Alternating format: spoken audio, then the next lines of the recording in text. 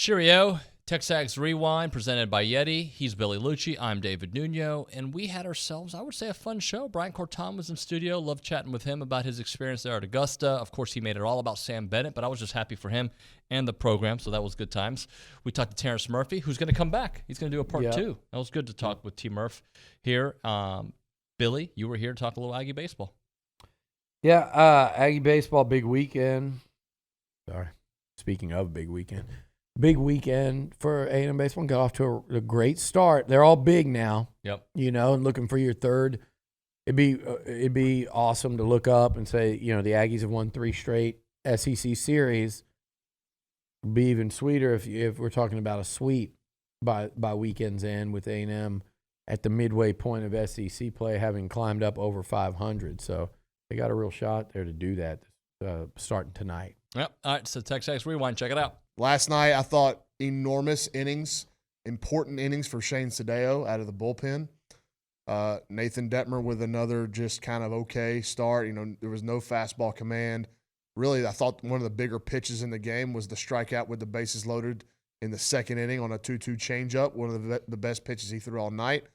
But when it's typically the inverse of that with Nathan. When he struggles, he's got no breaking ball changeup command, and he can only throw the fastball over the plate, so it makes the sinker not play as well as it typically would if he had something to kind of tunnel it off of. So the offense, big swings. Again, what's the best version of Ryan Targac? The version that drives in runs. Had 2 big RBIs last night in that 9-run inning after Jace singled, and then he singled in 2 more. I think he had another hit. He had 2 hits. Yeah, Jace had another hit, 2 hits. Obviously, the Werner home run was a big swing. So, and then, and I have to say it because we talked about it a bunch, but it just gets glossed over for the casual baseball fan that it's going to go look at the numbers. Austin Boast juiced balls last night, again, right at people. Mm-hmm. This is the most tough luck season I can remember from an Aggie baseball player. Scott, you've watched it longer than I have, but it's like 2 or 3 times a game now. Mikey Reynolds had that his first year here as well, that just barreled balls.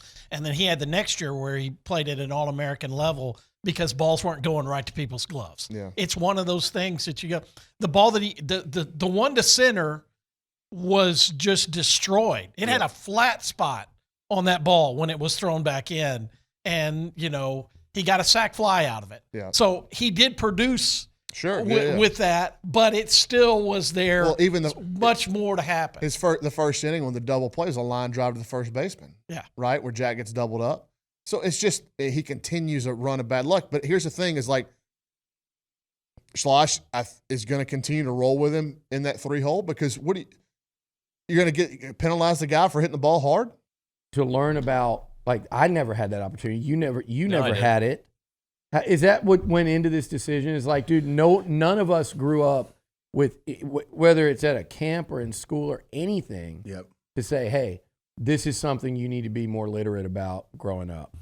Yeah, I think I just took what I'm passionate about. Yeah. Obviously, I'm passionate about football. I'm passionate about my faith.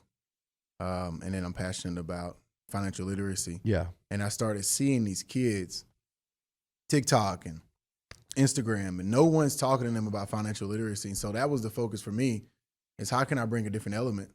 And I literally had a dream about it. Yeah.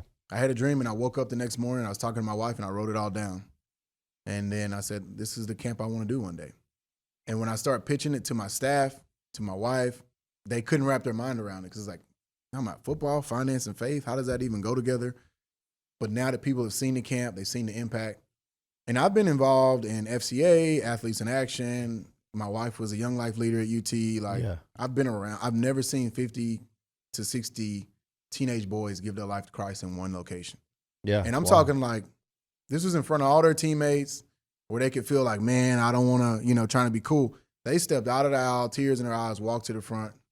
And so my volunteers, my coaches in that part of the session, I mean, they were emotional. Yeah. So it was pretty cool. Dave Ramsey, Jesus, and RC in a car. That's basically what I'm saying. All that together. Yeah, I mean, he says that when there's more things stacked against him, the better he is.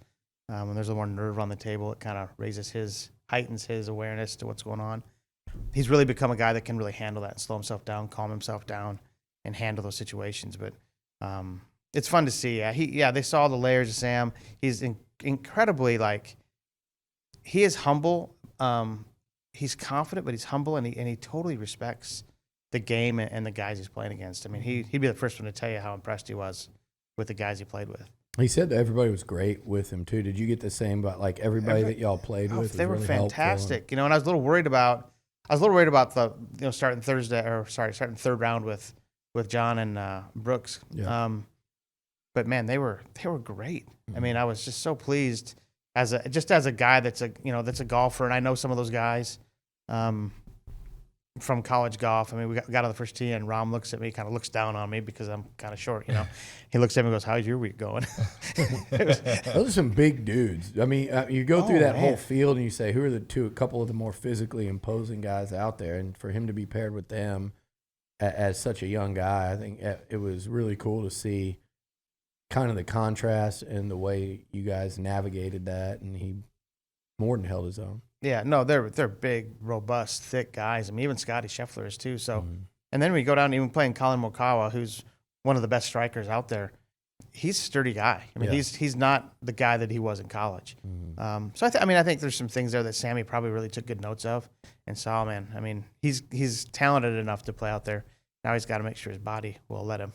Speaking of, I've been there once, and it everything you hear about it is true in terms of the hilliness, and you look at it differently on TV. Anybody that goes knows this. From that point forward, it's a different watch because the TV doesn't do it justice. The elevation and the undulations and stuff. This is a tough series for A&M. You had to win that first one. They not only won it, but they won it in a fashion where I think you pick up a lot of momentum and you give yourself a real chance here.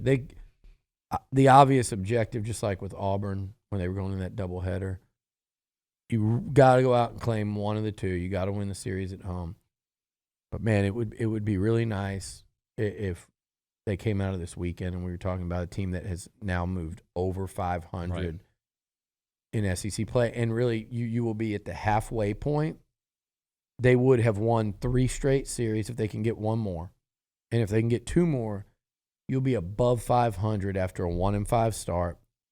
And not to say it's the goal. The goal is to get into the postseason, but you better get wins when you can. When you look at teams like Arkansas and Florida still on the second half schedule, not to mention that nothing's easy in terms of at Kentucky. Those next 3 series or whatever, is it 3 in a row where they go? You could show that. I don't remember. Show the Aggie schedule. If it's it's Kentucky, Arkansas, and Florida. Look at that. 12-5-3. 2 of them on the road. So, these next 2 days are very, very important because no matter how they do in those 3 series, you got to think those Alabama, Mississippi State series are going to be ones where you're almost going to be in a position where you have to claim those series. You probably have to win 4 out of 6. And you don't want to make it, though, where you got to go in having to win 5 out of 6 down the stretch. So these 2 games are a big, big deal for the Aggies. Not to mention, you can go win a series in Lexington. You can claim a game up at Arkansas. You can win a series against Florida, and that can be your crowning jewel of the season.